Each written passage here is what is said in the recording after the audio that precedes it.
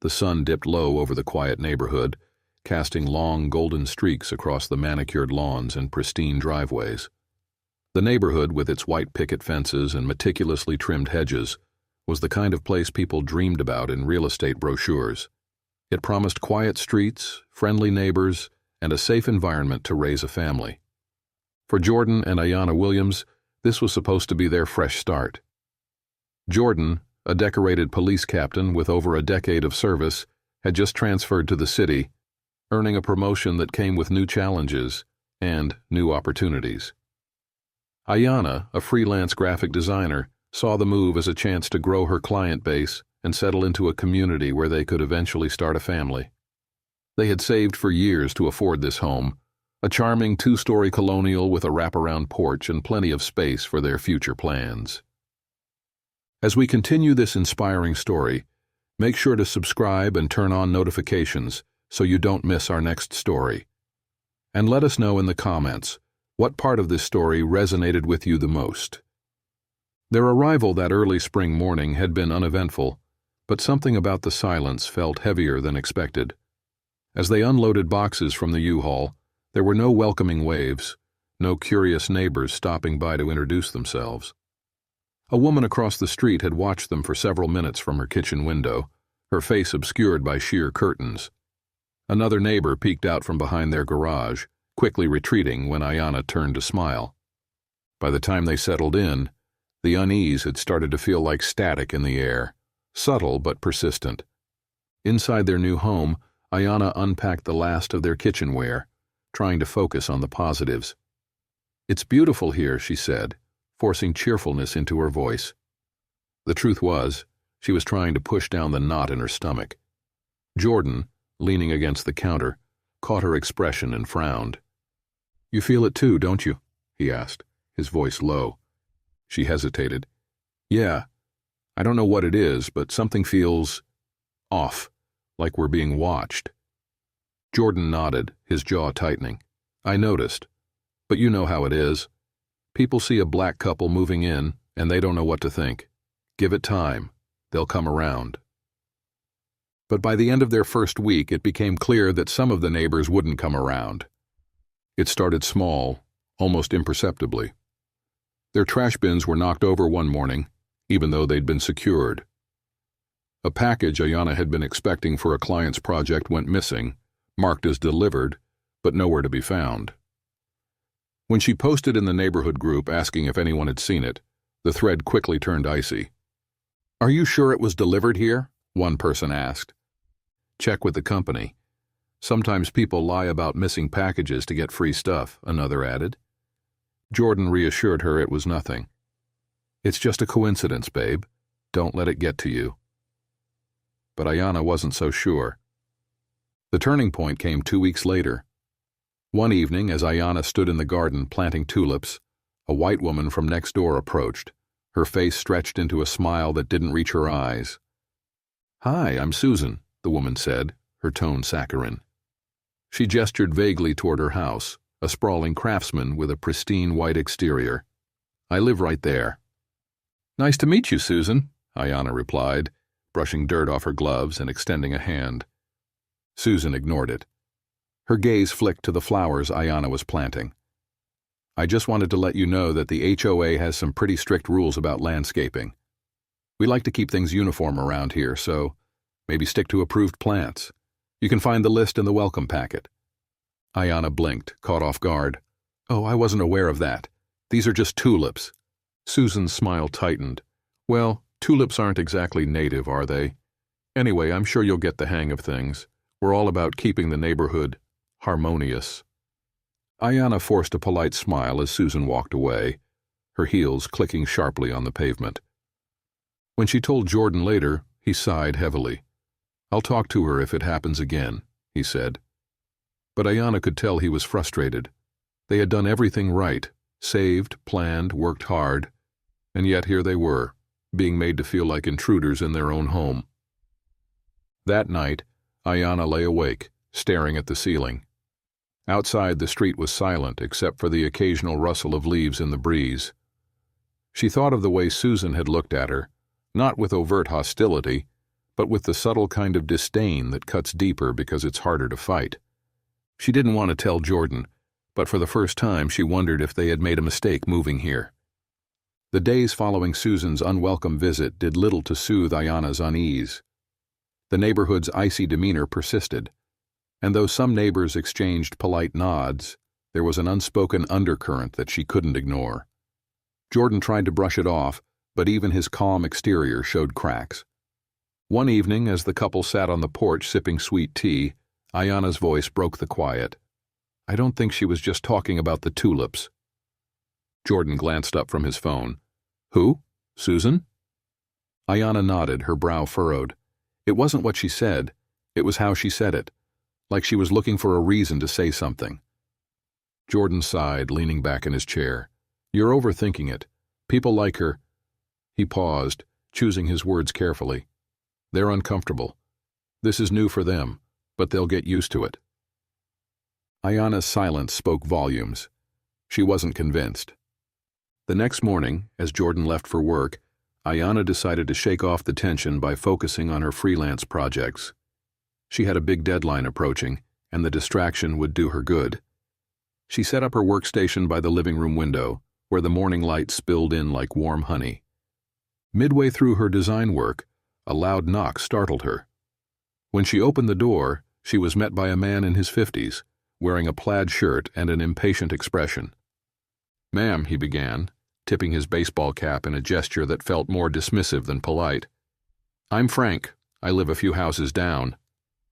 Ayanna blinked, gripping the door handle. "Is there something I can help you with?" Frank gestured toward her driveway. "Yeah, you can maybe park that car in the garage instead of leaving it out. It's an eyesore and it doesn't exactly fit the neighborhood's aesthetic." She followed his gaze to Jordan's Dodge Charger, parked neatly in their driveway. "I'm sorry," she said slowly, "but our garage is full right now with moving boxes. The car is staying where it is until we sort everything out." Frank's lips pressed into a thin line. "Well, I'd appreciate it if you could speed that process up. We have standards here." Ayanna clenched her jaw, forcing a calm she didn't feel. "Thanks for your input, Frank. Have a nice day." She closed the door before he could say more, her heart pounding. When Jordan came home later, she recounted the encounter, her frustration spilling over. "An eyesore? Are you kidding me?" He couldn't even hide how annoyed he was. "I swear they're just looking for reasons to make us feel unwelcome." Jordan listened quietly, his expression darkening. "All right," he said after a moment. "Next time someone says something like that, let me handle it." But Ayanna's concerns didn't end there. That weekend, the couple decided to host a small gathering to make their house feel more like home. They invited a few friends and family members, hoping to drown out the tension with laughter and good food. The aroma of grilled chicken and seasoned vegetables wafted through the air as their guests mingled in the backyard. Halfway through the afternoon, Ayanna noticed Susan standing on her porch across the street, arms crossed, watching the party with a tight-lipped frown. Ayanna tried to ignore her, but the tension lingered like a storm cloud. Hours later, as the last of their guests said goodbye, Jordan found a note tucked under their windshield wiper. "Keep the noise down. Some of us value our peace." Jordan read it aloud, his voice low with restrained anger. Ayanna's face fell. "This is ridiculous," she muttered. "It wasn't even loud." "They're testing us," Jordan said, crumpling the note, "trying to see how far they can push." The following week, things escalated. The couple woke up one morning to find their trash cans tipped over again, their contents scattered across the lawn. But this time, it wasn't just trash. Someone had spray-painted the words, "Go back," on the side of the bins. Ayanna stared at the graffiti, her hands trembling. "This isn't just passive-aggressive anymore," she whispered. "This is hateful." Jordan called the HOA to report the incident, but their response was lukewarm at best. "We'll look into it," the representative said, sounding bored. By now the stress was taking its toll. Ayanna found herself flinching at every knock on the door, every passing car. Jordan started coming home later, the weight of his responsibilities at work and at home pressing down on him. One night, as they sat together on the couch, Ayanna turned to him, tears welling in her eyes. I don't feel safe here anymore. Jordan pulled her close, his voice firm. We're not going anywhere. This is our home, Ayanna. They don't get to take that from us. But neither of them could have predicted just how far things would go, or the shocking revelation waiting for them around the corner. The morning after the trash can incident, Ayanna and Jordan decided to take action. Their patience had run thin, and the weight of the subtle and now overt hostility was becoming unbearable. Jordan drafted an email to the neighborhood HOA, attaching photos of the graffiti. The email was polite yet firm. We moved here to build a life just like everyone else. What has been happening, starting with unwelcoming remarks and now hateful acts, is unacceptable. We expect this matter to be investigated and resolved immediately. Please confirm what steps the HOA plans to take to ensure the safety and inclusivity of this community. Days passed with no response. Then, one evening, as Ayanna stood in the kitchen preparing dinner, the faint sound of tires screeching outside made her freeze. She peered through the window and caught a glimpse of a car speeding away, its taillights disappearing into the night. On the lawn was a brick. Ayanna ran outside, heart pounding. Wrapped around the brick was a crumpled piece of paper, its edges damp from the dew. With shaking hands, she unfolded it to find hastily scrawled words, "You don't belong here." She dropped the paper as if it had burned her. Jordan was livid when he returned home. "This is enough," he said, pacing the living room. "We're going to the police."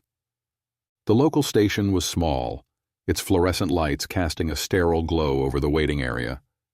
The officer who took their report seemed disinterested, his pen moving lazily across the paper as they explained the situation.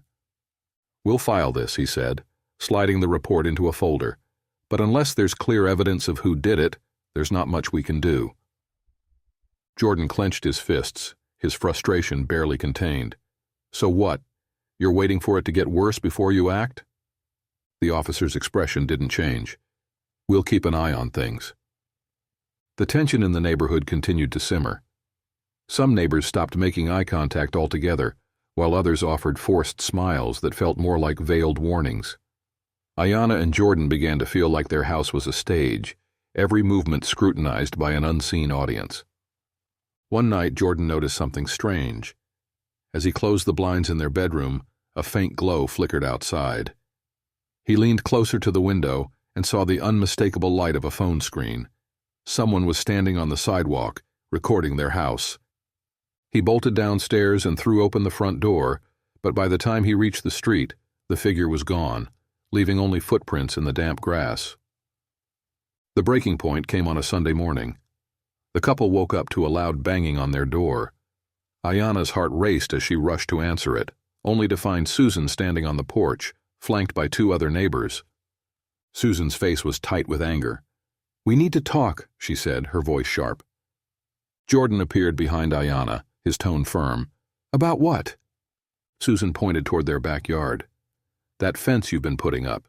It's not compliant with neighborhood guidelines. You didn't get approval for it." Ayanna blinked, caught off guard. "We didn't need approval. It's a standard privacy fence." Susan crossed her arms. "Actually, you do. And until you get it approved, you'll need to take it down." The other neighbors nodded in agreement, their silence lending weight to Susan's words. Jordan stepped forward, his voice calm but edged with steel. "You're not here because of a fence. You're here because you don't want us here." Susan bristled. "That's ridiculous." "Is it?" Ayanna interjected, her voice rising. "Because the graffiti on our trash can says otherwise, or the brick someone threw onto our lawn, or the people standing outside our house at night." Susan's eyes widened slightly before she masked her surprise. "I don't know anything about that," she said, her tone defensive. "Of course you don't," Jordan said, his eyes locking on hers. "But you sure don't seem bothered by it either." The confrontation ended with Susan and her entourage walking away, their faces unreadable. But the encounter left Ayanna and Jordan shaken. That night, as they sat together in their dimly lit living room, Ayanna spoke quietly. "I can't keep living like this, Jordan. Neither of looking them over could my shake shoulder, the feeling that the worst was wondering yet what's to coming come. next. Jordan took her hand, his grip firm. "We're not running, Ayanna. If they want us gone, they'll have to do a lot more than this." His words were resolute, but the fear in Ayanna's eyes lingered. The tension in the neighborhood had reached a boiling point, and Ayanna and Jordan could feel it in every breath they took. The subtle hostility had shifted into something more blatant, more dangerous. The whispers that once followed them in the grocery store aisles and across their yard were now inescapable, loud, and venomous. The following week, on a hot Saturday afternoon, Jordan was mowing the lawn while Ayanna prepared lunch. The warm sun hung low in the sky, but it couldn't chase away the cold feeling that had settled in their home. Ayanna's hands trembled as she set the table, the weight of everything bearing down on her. As she looked out the kitchen window, something caught her eye. A car was slowly cruising down the street, Susan's car. It stopped in front of their house. Ayanna's stomach twisted. She watched as Susan parked, got out, and began walking towards their front porch. No, not again. Ayanna glanced at Jordan, but he was still focused on his task, oblivious to what was happening. She grabbed her phone and sent him a quick text. "Jordan, Susan's here. Please be careful." Just as she hit send, Susan knocked on the door, sharp and demanding. Ayanna froze. What now? Her heart began to race. When Ayanna opened the door, Susan's face was already flushed with anger. "I've had enough of this," she snapped, her voice laced with a venomous edge. "You people—" She stopped herself, her eyes flickering over Ayanna's shoulder at the sight of Jordan still mowing the lawn, still unaware. "What's the problem now?" Ayanna asked, her voice taut with restraint. Susan's lips twisted into a sneer. "The HOA has decided you're not welcome here. We've had enough of your kind moving into our neighborhood, making it uncomfortable." She shook her head in feigned disbelief. "You're causing trouble, and we've had enough." Ayanna's blood ran cold. Her hands clenched at her sides, fists trembling. "What do you mean, our kind? Is this about the fence again? Or is this about something else?" Susan's eyes narrowed. "This is about the fact that you don't belong here. You're disrupting our peaceful neighborhood, and we won't stand for it any longer." Ayanna took a deep breath, holding back the flood of emotions threatening to overtake her. "We've done nothing to you. You don't know us, but we're not going anywhere. You'll have to deal with that." Suddenly, without another word, Susan turned and stormed down the porch steps, her shoes pounding against the pavement. Ayanna stood frozen, watching her retreat. The weight of the words lingered in the air like smoke. She didn't belong. But Susan wasn't done yet. Ayanna stepped outside, her pulse quickening. She needed to warn Jordan, but as she approached the driveway, a different scene was unfolding. A car had pulled up just in time, and a police officer stepped out of the vehicle. His uniform was pressed, his demeanor sharp. "I'm Officer Daniels," the man said, not even bothering to glance at Ayanna. His attention was fixated on Jordan, who had just shut off the mower and stood on the sidewalk, confused. "Is there a problem, officer?" Jordan asked, his voice wary, his body tensing. "I've received a call about a disturbance. Some neighbors reported a confrontation." Officer Daniels glanced at Susan, who had stayed at the end of the driveway, looking smug. "You need to come with me, sir." Jordan's heart sank. His breath caught in his throat. He turned to look at Ayanna, who stood frozen, the color draining from her face. "What's going on?" he asked, but his voice was tight with the anger rising in his chest. "This is ridiculous." Officer Daniels didn't respond, his eyes cold. The officer's radio crackled to life, the static filling the uncomfortable silence that had descended on the yard. Ayanna felt her chest tighten. This wasn't just about a fence or a petty dispute anymore. It was about something far darker. Susan had gone too far, but what had she set in motion? Jordan's fists clenched at his sides as he took a step forward, his voice firm. "I'm not going anywhere without knowing why I'm being detained." The officer's jaw tightened, but before he could say anything, a voice from behind stopped him. "I think there's been a misunderstanding here." Ayanna whipped around, and to her shock, a tall man in a crisp suit was approaching. his posture commanding yet calm. The man's presence was undeniable. His voice was low but firm. "I'm Detective Lewis. Officer Daniels, I'm sure you're aware that this isn't necessary. Let the man go." Officer Daniels hesitated, his brows furrowing in confusion. "Detective, this is a complaint about a disturbance." Detective Lewis's gaze was steely as he walked up to Jordan, placing a hand on his shoulder. "It's a misunderstanding, officer. This is my brother-in-law." He turned his cold eyes on Susan, who was standing off to the side, her face draining of color. "And I think we've heard enough." Susan blinked rapidly, her mouth opening and closing in shock. Her face went pale as the realization dawned. Detective Lewis was her husband, someone with enough authority to silence her petty, malicious attempt at having the couple removed. Jordan stood still, stunned by the sudden turn of events. Ayanna's hand found his, squeezing it tightly. Neither of them could comprehend the gravity of what had just unfolded before them. Susan's face twisted in defeat as she realized the man she had hoped would carry her accusations had just flipped the narrative on her. She mumbled an apology, but her words were hollow. The damage had been done.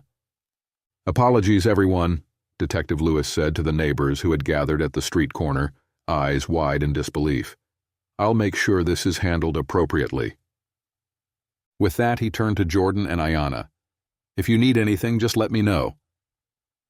The tension that had thickened for so long in the air finally began to lift. But as Ayanna and Jordan stood there, the echoes of what had just happened loomed heavy. The battle wasn't over. Susan might have been silenced for now, but what about the rest of the neighborhood? The lingering animosity still hung like a storm cloud above them. They hadn't won the war yet, but this was a victory, one that felt bittersweet. The night that followed the encounter with Susan and Officer Daniels felt unnaturally quiet. The tension that had long crackled in the air seemed to recede, but only just. As Jordan and Ayanna sat together on their porch, the sounds of crickets and distant voices filled the void left by the earlier confrontation. The warmth of the summer night couldn't ease the chill that still gripped their hearts. They were exhausted, not just from the event itself, but from the weight of everything that had been said and done. For a moment they sat in silence, hands entwined, the world outside feeling distant, as if they were wrapped in a bubble that protected them from the reality they still had to face. But even in this silence, a shared understanding passed between them.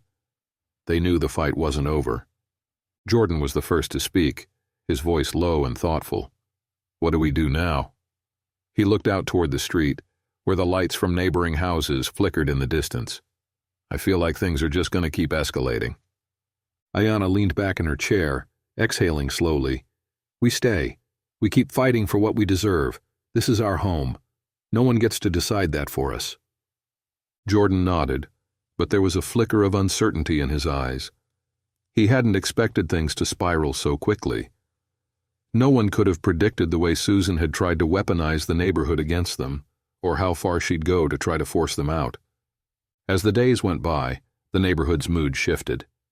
It wasn't immediate, but change slowly crept in. Some of the more vocal neighbors, the ones who had echoed Susan's grievances, seemed to quiet down. It wasn't as if the prejudice had disappeared completely, it never does, but there was a shift.